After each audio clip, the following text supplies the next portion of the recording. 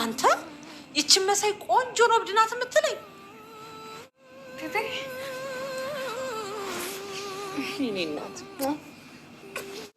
የኔ ወርቅ እስኪ ኪችን ምግብ አዘጋጅቻለሁ ይዘህላት ና ቶሎ በል ምን እቴቴ ግዴለሽ አንቺ ጅና አምጪ እኔ እጠብቃታለሁ አደኩ ብለህ ነው እንደማትታዘዘው ነግሬሃለሁ ሂድና ይዘና በኩርኩም ነው ማቀልጥ እሺ እቴቴ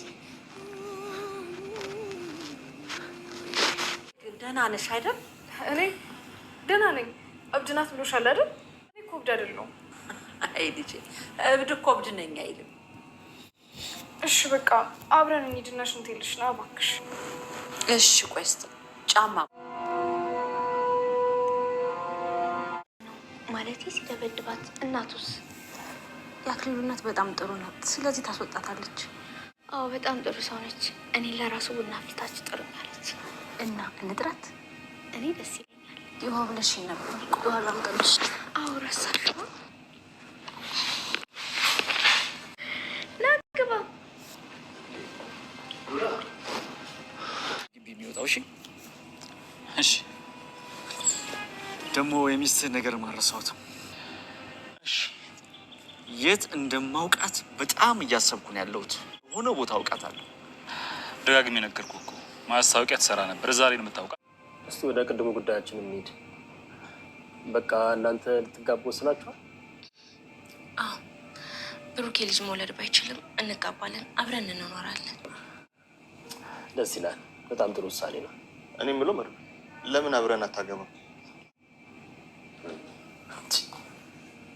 ማንን ላግባ አለም ትወዳለች ይኸውልህ ትንሽ ክፋት አለባት እንጂ አንተ ደግሞ ጠንካራ ከሆንክ እሷን መለወጥ አይከብድም እኔ አለምን በደንብ አውቃታለሁ አንተን በጣም ወዳሃለች ወንድ እንደዚህ ቀርባ አታውቅም አንተን በጣም ከልቧን ያፈቀረች እናንተ ግን ከልባችሁ ነው እየቀለዳችሁ ነው አይደል ከምራችን ነው መድብል እየቀለድን አይደለም እንዴ ከምራችን ነው በቃ አግባ ይበቃል ያችን ልጅ ደግሞ እርሳት ጀግናው መድብል በመጨረሻም እንግዲህ የሚወዳትን የሚያፈቅራትን እጮኛውን እንግዲህ በመጠባበቅ ላይ ነው የሚገኘው ገያታለሁ ያው ገያታለሁ ሞታለች ተቀብራለች እያላት ያለችው ሰገን እሷ ግን በህይወት አለች በሱም እንግዲህ በጨካኙ በአክሊሉ ቁጥጥር ስር ነው ያለችው ግን አሁን ጊዜው ደርሷል ማለት ነው ቤተሰቦቻችን እንግዲህ እግዚአብሔር ይመስገን ከብዙ ልፋት በኋላ ሊገናኙ እንግዲህ ትንሽ ጊዜያቶች ናቸው የቀሩት ብለን ተስፋ እናደርጋለን ሌላው ደግሞ በጣም ደስ የሚለው ነገር ምሳሌና ሰገን አንድ ላይ ተዋህዶ መምጣታቸው በጣም የሚያስደስት ነገር ነው ምክንያቱም መድብል ዛጋ ያለው ነገር ትንሽ ከባድ ስለነበረ ኦሬዲ ወደዚህ ተቀላቅለዋል በጣም ደስ ይላል ማለት ነው ቤተሰቦቻችን መድብልም እንግዲህ ውርድ ከራሴ ያችል ሳላስወጣ ውስጥ ሰላም አላገኛለ ምንድነው እያለ ራሱን እየጠየቀ ነው የሚገኘው ሞገስ ደግሞ ምን ነው ትኩረትን ሙሉ ወደሷ አደረክ ምን አግኝተህ ነው የታቃታለህ ለምንድን ነው የሚያክል ትኩረትን እሷ ላይ ያደረከው እያለው ነበረ መድብል ላይ እንጃ በተለይ ደግሞ ስሟን ስሰማው በቃ የመጀመሪያ ፍቅረኛ ወይም ደግሞ የገድልኳት የጨኛ ስም ሆኖ ሳገኝ በቃ ምናልባት እቺ ልጅ ከዚህ ከጭንቀት ውስጥ ባወጣት ምናልባት እንኳን ሳወጣት የተሻለ ነገር ሊሆን ይችላል ያም እንግዲህ ሁኔታዎችን ነገሮችን እንትን ለማለት ለማስተካከል የተወሰነ ነገር ጥሩ ይሆናል ብዬ ስላሰብኩኝ ነው በማለት ነው እንግዲህ ይሄን ነገር ሲያደርግ የነበረው ቤተሰቦቻችንና በቃ ባዲናት ባስጥላት ከዚህ ከጨካኝ ካረመኔ ከዚህ ሰውዬ በምን አይነት ሁኔታ ውስጥ እንደገባች ስለማይታወቅ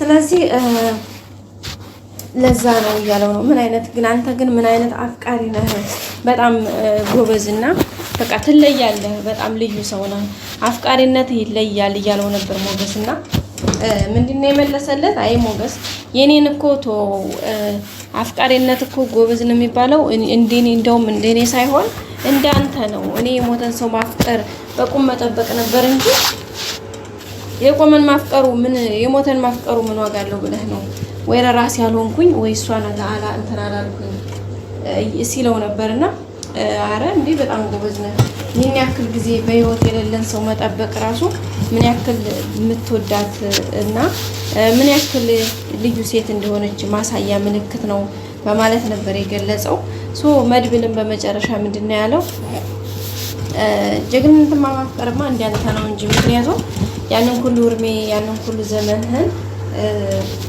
ሳትረሳት ወይም ሌላ ህይወት ሳትጀምር በልብህ ፍቅሯን ይዘህ ኑሮ ከስንት ዓመታት በኋላ የአሁኗን ፍቅረኛህን ወይም ባለቤትህን ሉላን ማግኘት ይሄ በጣም ትልቅ ነገር ነው።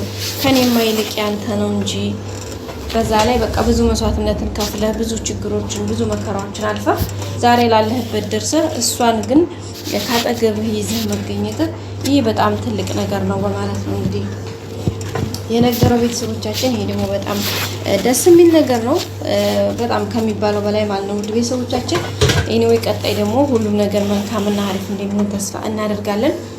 በዚህ መካከል ነው እንግዲህ መድብል አሁን ያችን ልጅ በቃ ውስጤ ምንም ሰላም አላገኘም፣ ስለዚህ በምን መልኩ እናውጣት እና ዲናት እያሉ ነው ሞገስ ጋር። ሞገስ ምንድን ነው ያመጣው አይዲያ እናቱ ስለመጣች የአክሊሉ እናት እንዳያችሁት መታለና ሰገንን እንግዲህ ካልከፈተ ብላ በሩን አስከፍታ እንዳያችሁ ጆሮውን ይዛ ቆይ ነው መታ በር ያስከፈተችውና በሩ ከተከፈተ በኋላ ደግሞ ሰገን እንግዲህ ለማምለጥ ሙከራ እያደረገች ነው። የሚሳካላት አይመስለኝም። ቢሳካላት ግን ደስ ይለናል። እኔ ከሁሉም በላይ የጓጓሁት ምን እንደታውቃላችሁ ጋይስ? መድብልና እሷ በቃ ፌስ ቱ ፌስ በቃ ፊት ለፊት የሚታዩበት ሰዓት ነው የናፈቀኝ። ሌላው እንግዲህ አለምዬ ደግሞ መድብል የኔ ካልሆነ እያለች እዚህ ጋር እያለች ነው። እነ ቅድስት እባካችሁ ጀንጅኑልኝ እያለች ነው። እነሱም እንግዲህ እየሞከሩ ነው። እባክህ በቃ ለመጀመሪያ አለም እኮ በቃ ከልኳ ከንትኗ ውጪ በጣም ጎበዝና አፍቃሪ ሴት ናት። አንተንም ደግሞ አፍቅርሃለች፣ ወድሃለች። ስለዚህ ያለውን ነገር በዚህ መልኩ አድርግ እያለችው ነው ማለት ነው ቤተሰቦቻችን። በዛ አማካኝነት ይሄው አሁን የሚገባውን ነገር እያደረገች ነው የምትገኘው። ይህም ደግሞ አሪፍና ጥሩ መልካም እንደሚሆን ተስፋ እናደርጋለን። አሁን አለምን በቃ እሱን ካላስኩኝ እሞታለሁኝ፣ እሰቀላለሁኝ፣ እዘቀዘቃለሁ እያለች ነው። እነሱም ደግሞ እንደውም ጭራሽ ምን አለች መስተፋቅር ላሰራበት እንዴ ማለት ወይ በመኝታው ወይ ደግሞ በሚበላው ምግብ ላድርግበት እያለች ነው። እና ቅድስቴ ደግሞ እንዴት እንደዚህ ያለች ብላ እንግዲህ በጣም ታናዳባታለች። እነሱም እኛስ አሁን ማህሌት ማነው ቅድስትና ብሩኬ አሁን በቅርብ ሊጋቡ ስለሆነ ስለዚህ በቃ ለምን አንተ አብረህን አታገባም? ከኛ ጋር አብረህ አግባ፣ በቃ ማግባት አለብህ እያሉት ነው የሚገኙት። እሱ ደግሞ እንዴ የምን ማግባት ነው የምታወሩት? እኔ እንኳን ማገባት ቀርቶ አብሬ ሲሆን ብዙ ነገር እኮ አስቤያለሁኝ። ብዙ ሴቶችን እኮ ለመቅረብ ሞክሬያለሁ፣ ግን አልቻልኩም። በቃ ይሄ ውስጤ ላይ ያለው ነገር ስሜቴ ነው። ስሜቴን ደግሞ ልደብቀውና ዝም ብዬ በጭፍን ላይ አልችልም። በቃ እኔ እስካለሁ እኖራለሁ። ከዛ በኋላ ለቀሞት ጊዜ ሰዓት ሲደርስ እሞታለሁ። እኔ እኮ መወዳትን ማፈቅራትን እኔ ልቤ ውስጥ ያለችው በቃ የሞተችው እሷ ናት፣ የተቀበረችበት ያለችበት። ስለዚህ ለሌላ ሰው ክፍት ቦታ የለኝም እና ከዚህ ውጭ ምንም ላደርግ አልችልም እያለ ነው የሚገኘው።